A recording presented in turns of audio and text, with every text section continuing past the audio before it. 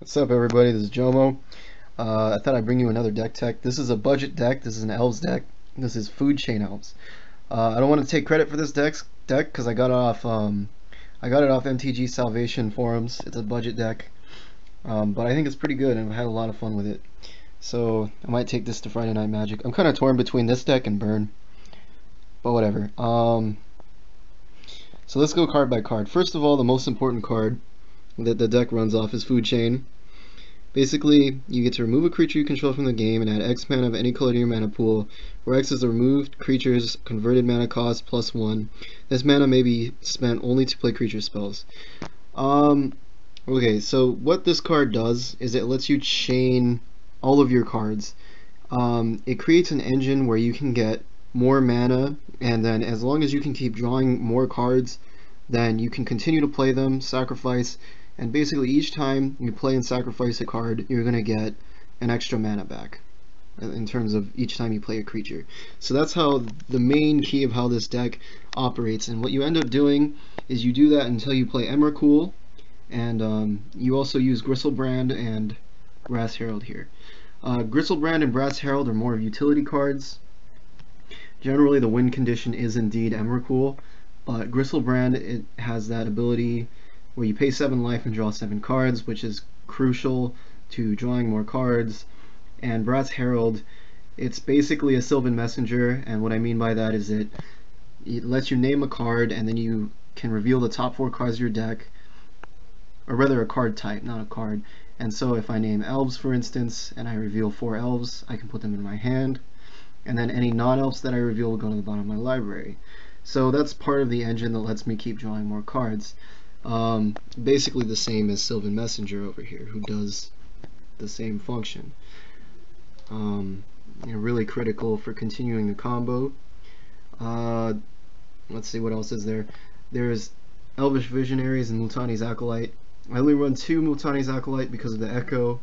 There's just better things that I could put instead of that in certain slots. But yeah, 2 mana, draw a card, so those are really useful. They work well with Elvish Harbinger over here. Elvish Harbinger lets me search for an elf and place it on top of my library, so obviously it's a nice little way to get what I need. I'll probably be looking for an Elvish Archdruid, which is obviously a very useful elf lord, or a Fierce Empath. Fierce Empath lets me search my library for a creature with power 6 or greater and just reveal it and put it directly into my hand, so obviously allowing me to tutor for these guys. Brass Herald ends up usually being useful when I don't quite have enough mana for these other 2, and often will allow me to continue my combo. What else is there?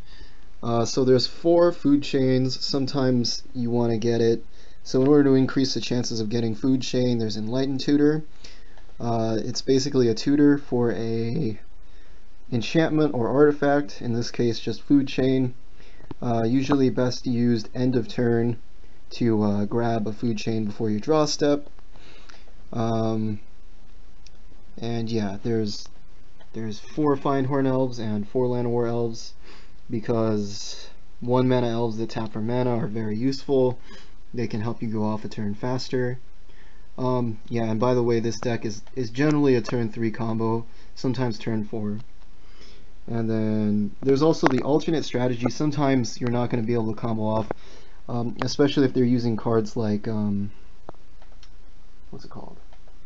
Enchantment removal. So, Oblivion Ring. like Oblivion Ring, or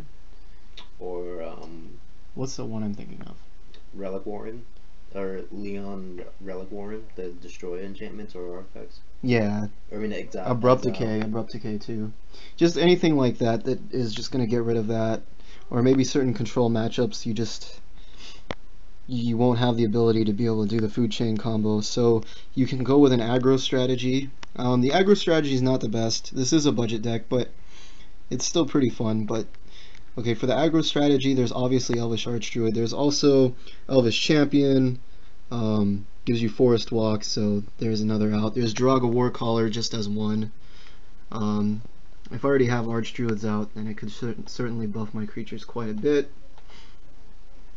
But I think that's pretty much everything. That's most of the deck in a nutshell. The lands, I've got three Sun Petal Groves. Only three because they're a little slow if I get them on turn one. Although I don't think I'm really going to be playing them tapped very often. Brush land, it's a pain land. You can tap it for a colorless, or you can tap it for white or green, and it does 1 damage to you. Generally, I can get away with tapping it for colorless, but if I really need that green or white mana, then I can just take 1 damage. Usually games are ended fairly quickly, so it's not too bad.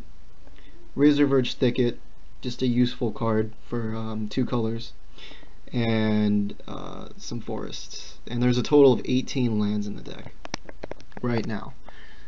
Oh, and one more creature I didn't talk about, which is a little, somewhat useful. Llanowar Empath.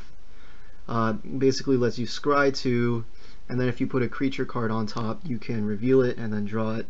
So more of a draw engine for the deck. Like I said, the combo you pretty much cycle through all of your elves until you're able to get 15 mana and play an Emrakul. It kind of plays itself.